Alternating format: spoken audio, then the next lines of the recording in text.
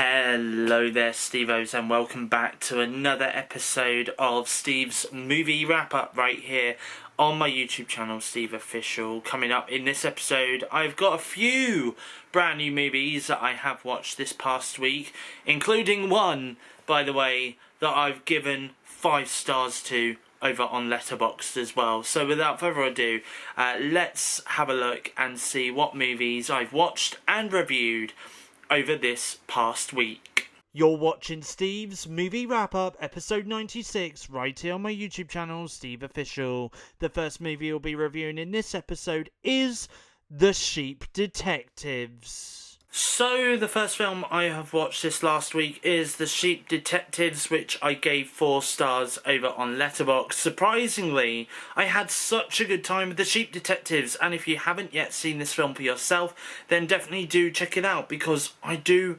recommend this film. Hugh Jackman does star in this film alongside Emma Thompson and Molly Gordon as well. However, Hugh Jackman's character, who is a farmer named George, well, he isn't in the movie for very long. He ends up being in this rather briefly, as he is murdered, because this film ends up becoming a whodunit / murder mystery kind of film. This is, in my honest opinion, rather a wholesome film, a film that all the family can enjoy no matter the age. I did enjoy this film, and you do also have a stellar of a voice cast in this film as well, with stars such as Chris O'Dowd, Patrick Stewart and Regina Hall all lending their voices as the sheep in this movie as well. I will be honest though, I am not entirely sure where exactly this film is supposed to be set. Is it supposed to be set in England? Or is it supposed to be set in America? Or outside of America? The reason why is because, yes, they have a British police car. Yes, the town residents sound British somewhat. But as for the money, well, they are dealing with that in dollars, so not pounds, given when they were discussing George's will and the money he leaves behind.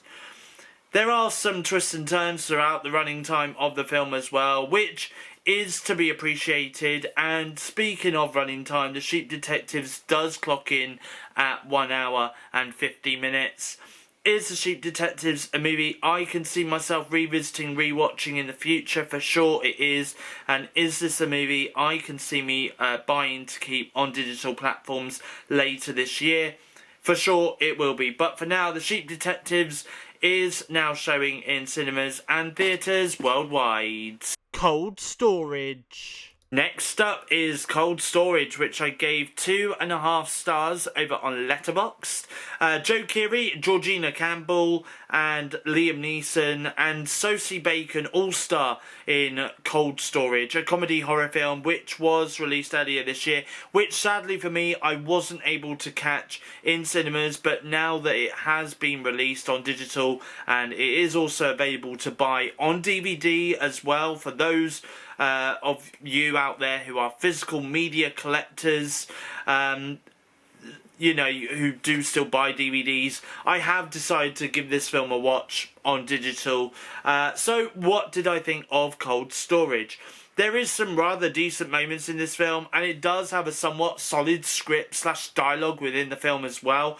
I like the fact that we see Joe Keery and Georgina Campbell's characters get to know one another whilst fighting this fungus virus that has appeared in their storage lockup workplace.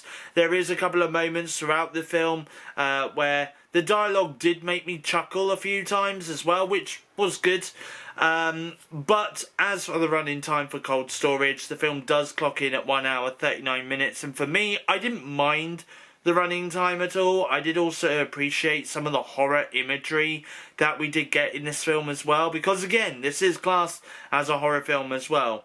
I did also enjoy Liam Neeson's scenes sprinkled throughout the film as well. Is Cold Storage a movie I would recommend watching? Well, if you are looking for a comedy movie to watch with some decent action scenes and horror imagery in, then I would recommend watching Cold Storage. As for whether I would happily revisit / rewatch Cold Storage again, I would say so, yes.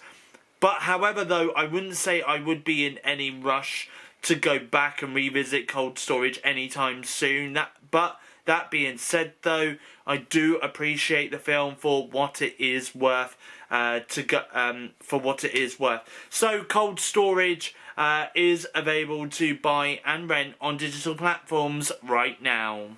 Good luck, have fun, don't die. Next up is Good Luck, Have Fun, Don't Die, which I gave 3 stars over on Letterboxd. I said this to someone a few weeks back on a video call that I wanted to watch Cold Storage followed by Good Luck, Have Fun, Don't Die, because I feel as though watching both of those films together back to back would serve as a great double feature. And now that I have watched Cold Storage and Good Luck, Have Fun, Don't Die, did they both serve as a decent double feature back to back?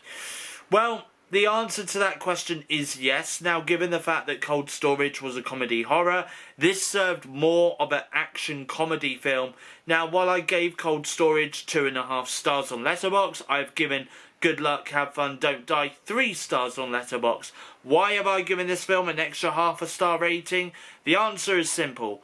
It is a little bit more funnier than Cold Storage was. I felt like there was more scenes that I laughed out loud at more in this film than I did with Cold Storage, and also the dialogue was a little bit better as well.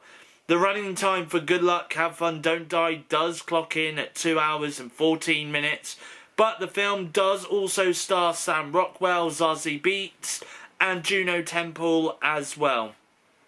Good Luck, Have Fun, Don't Die is also a film that was released earlier this year in cinemas. However, it did have a limited release, at least here in the UK it did anyways. So sadly, I was unable to catch this film earlier this year in cinemas, but now that it has been released on digital, I have finally been able to see it. Also, there is a twist in this movie, which I won't spoil here, but I did not see the twist coming at all, but nevertheless, I still had a great time with this film. Is Good Luck, Have Fun, Don't Die a movie I would recommend watching? Well, if you are into action movies, comedy movies, or even both genres, then you will have a great time watching this film. Would I be happy to revisit / rewatch Good Luck, Have Fun, Don't Die? Yes, I definitely would be happy to see this film again in the future. But for now, though, Good Luck, Have Fun, Don't Die is available to buy and rent on digital platforms right now. Obsession. And the final movie that I have watched this week is Obsession, which I gave 5 stars on Letterboxd. Now, can I just say very quick, before I dive into this review, number one, there's not really any spoilers in here, okay? So if you are planning to catch this, don't worry, you can still happily see this review and not get this movie spoiled.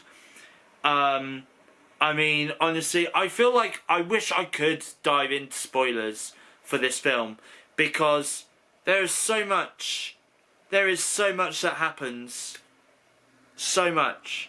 Anyway, I've given this film 5 stars over on Letterboxd. That is, honestly, how good Obsession really, really is, okay? So, have I ever seen anything from the director Curry Barker? No. Why? Well, because this is his directorial debut, and also he has done a YouTube short film in the past called Milk and Cereal, which I am now intrigued to watch. Even more intrigued to watch now, I have just witnessed his directorial debut in the form of Obsession. You know, Jason Blum said recently in an interview that Curry Barker already feels like a very experienced filmmaker, and with what I have witnessed with Obsession, I do totally agree. So I have given 5 stars to Obsession on Letterboxd. Why? Because this film actually genuinely made me feel uncomfortable. It left me so unnerved, and also the film did genuinely leave me unsettled as well. And it is very rare for a horror film to leave me feeling this way. Obsession was so good that I am genuinely debating going back to the cinema for round 2, which I haven't done with a movie in a really long time. I don't want to dive into spoilers in this review. I want to leave it as spoiler free as possible, but what I will say though is there is an Easter egg I spotted during the opening scene of the film, which is the name of the pub that Bear, Nikki, Sarah and Ian were all sat in, which was called Barker's Pub, which of course Barker is the last name of the director who directed this film, Curry Barker, who I did think his last name was Baker at first for some reason. Anyways, this movie rocks so much that there is genuinely some scenes in this movie that will stick with me for a really long time. There was a couple of scenes in this movie, and I'm being genuinely serious when I say this, but I genuinely out loud said, "What the actual fuck?" out loud during some scenes, because there are things that happen in this movie that is really revolting, and I'm not going to go into detail about what those scenes are, but you won't be disappointed. I know it is rather cliche for some horror movies to market their projects as horror movie of the year, but no, this is actually horror movie of the year. The best horror film I have seen released this year. I don't think there will be a single horror film coming out for the rest of 2026 that will top this film. Honestly, believe the hype, because this film is really, really good. Or, as Nikki would say in the film, this film is so good. If you do want a brief description about what the film is about, well, it's about two characters called Bear and Nikki. Bear has a crush on Nikki. Bear's friend Ian advises Bear to ask her out. He gets nervous, so he makes a wish using something called a one-wish willow, where you are only allowed one wish. He wishes for Nikki to fall in love with him. However, though, the wish takes a turn for the worse, and now Bear wishes that he never made the wish in the first place. Do I recommend watching Obsession? Hell fucking yeah, I do. I don't normally use explicit words in my reviews, but on this occasion I will, because this film was so fucking good. Will I revisit Obsession? Like I said earlier in this review, there is a very likely chance I will catch this again in cinemas in the next week. But also, I will buy and keep this movie on digital as soon as it comes out, and we'll watch it again then as well. But Obsession is now showing in cinemas and theatres worldwide. I just want to update you guys very quick on that, actually, because I am planning to go and see Obsession again in cinemas on Wednesday this week coming up. Because I enjoyed it that much, I want to go and see it again. And also as well, even though it's available to pre-order on digital for $17.99, but I pre-ordered it as well. So on the day that it does come out on digital, hell yeah, I'm watching it again on digital. You know, this film is amazing, honestly. I will say, right, without giving away anything here, there is one scene in particular, right, where you're expecting the next scene to kick in and it doesn't, and you're kind of sat there looking at the big screen, and then you're kind of like, okay,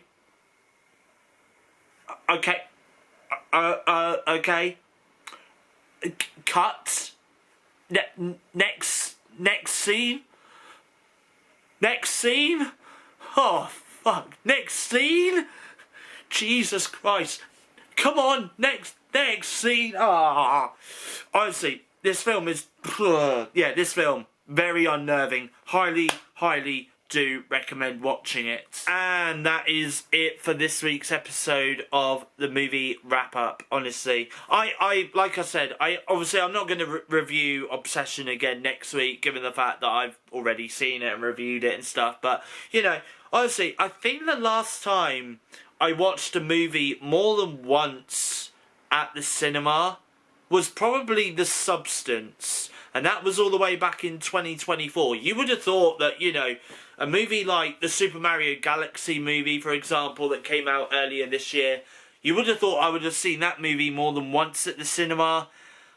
I was happy with seeing it just the once in cinemas. It is being released on digital this week here in the UK on the 20th of May, so that's coming out then. But with Obsession though, no, that film needs another viewing on the big screen, definitely, 100%. You know, and who is it? The actress that plays Nikki. What was her name? Just Indy Navarrete or Navarrete. You know, give her all the awards, please. I'm begging. Just give her all the awards. You know, like, you know, Jesus Christ. I ain't going to get that film out of my mind for a very, very long time. I really am not. But you know what? That's a good thing. Really good thing. Anyway, hope you enjoyed this episode of the movie wrap up. If you have, feel free to leave a like, leave a comment in the comment section down below. Let me know what films you guys have been watching this week, whether it's old, new, in cinemas, in theatres, on DVD, Blu-ray, 4K Ultra, or even on VHS, or even digital platforms. Let me know, or streaming. Let me know in the comment section down below.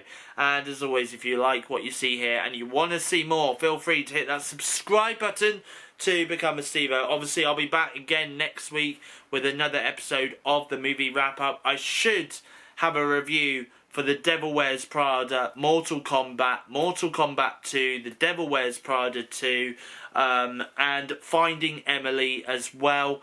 And also as well, I should also be reviewing The Mandalorian and Grogu as well.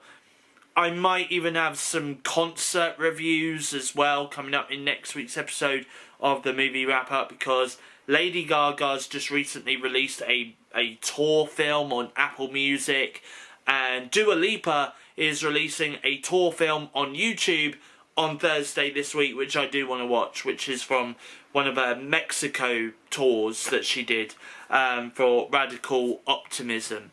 So yes, that's coming up next week in the movie wrap up. So, and of course, 1 week from tomorrow, which is the 18th of May 2026.